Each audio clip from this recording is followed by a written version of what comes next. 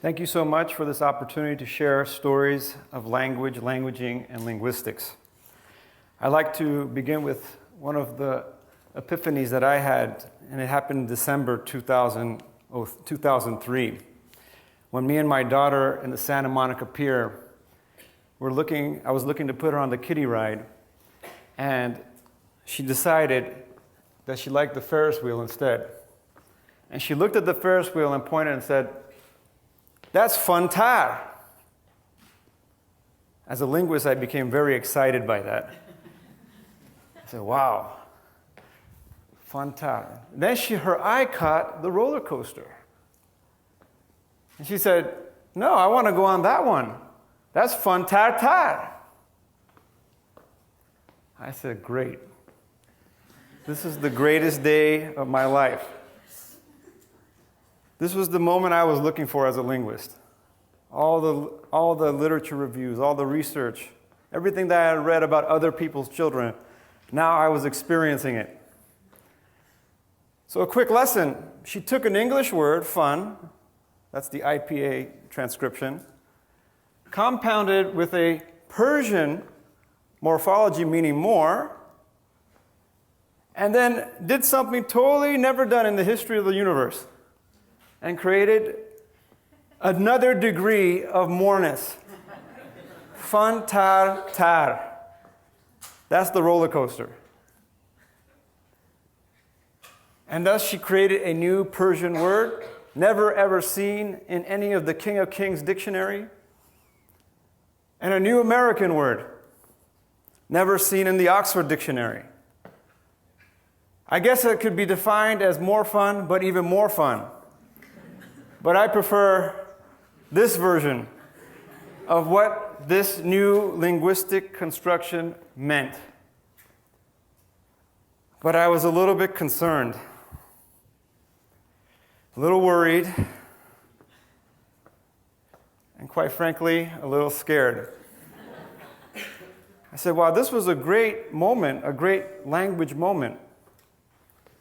What would happen if she went to school? What would happen on a test that didn't recognize this new language? It's not in a dictionary, it's not in a grammar book, but it was her voice, her unique voice.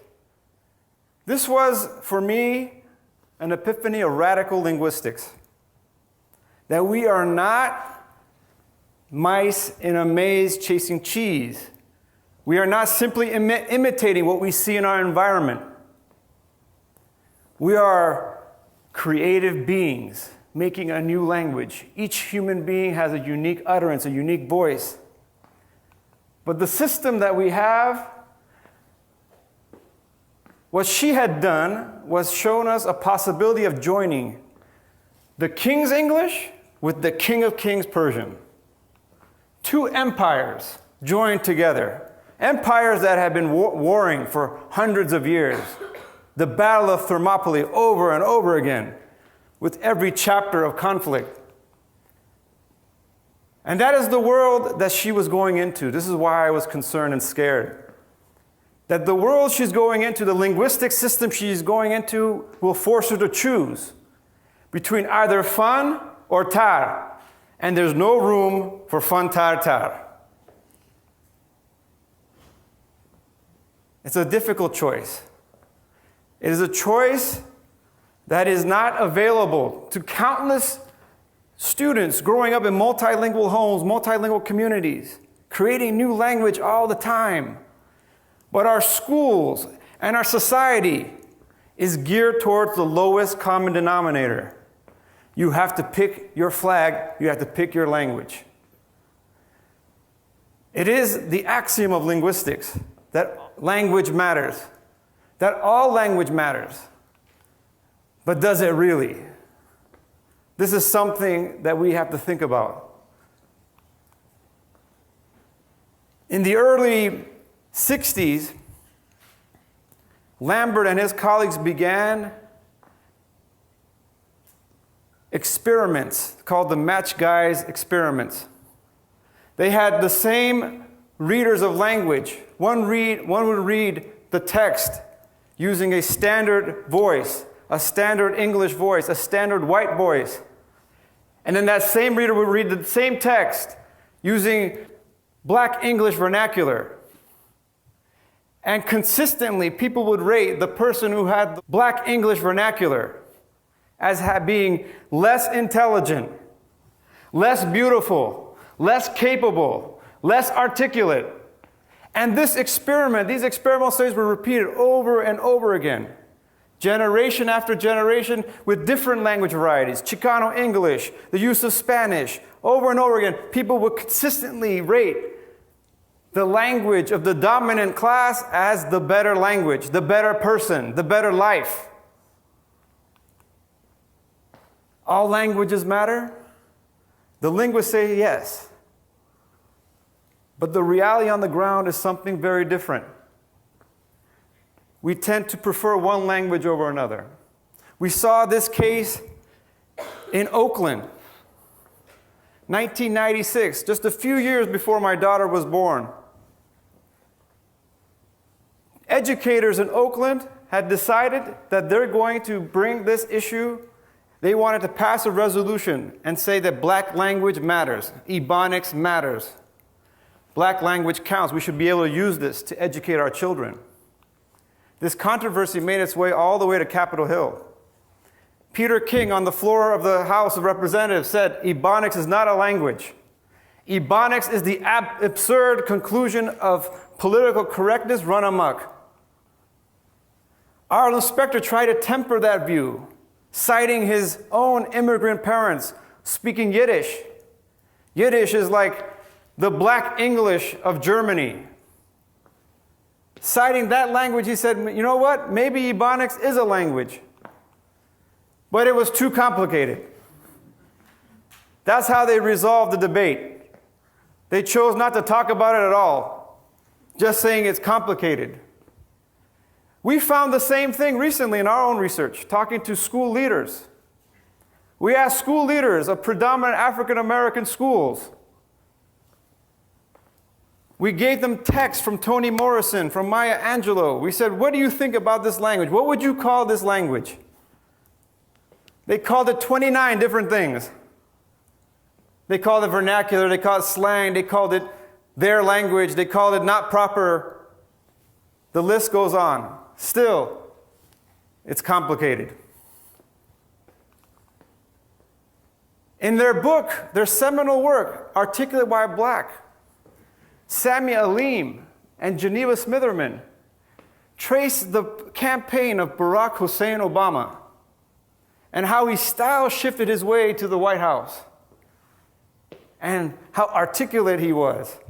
And still, his identity and who he is questioned. Do all languages matter? Ideally, yes, but it's complicated. It's very complicated.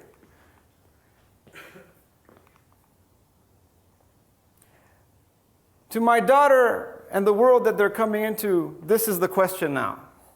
Do black lives matter? Does black language matter? And to that, we have to revisit a historical episode. Not too long ago, in his book, Linguistics and the Third Reich, Christopher Hutton talks about the same kind of debates that was going on in the 30s in Germany. Linguists asked the question, does Yiddish matter? Is Yiddish a language? After all, Yiddish was a hybrid form. It was the Funtartar language of the ghettos in Germany. In fact, ghetto is a Yiddish word, right? They were asking that question. Does Yiddish matter? This hybrid of Slavic, Aramaic, Hebrew, and German.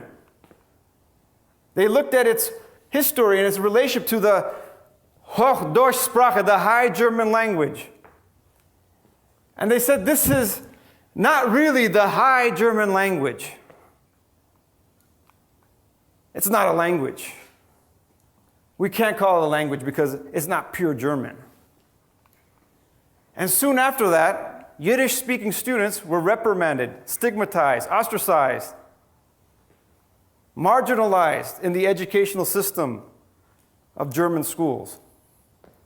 And within a few short years, they were greeted by the High German phrase, Arbeit macht frei, work shall set you free. And they exited through the chimneys. Yes, it's complicated. It's complicated. No, it's not complicated. That day, December 2003, my daughter taught me one thing very clearly, that it is we who are complicating it. It is as simple as seeing the scales in a different way. We are being pulled down by the inertia of monolingualism and monoculturalism. And how can we reimagine a new linguistic future? It's as simple as Funtartar.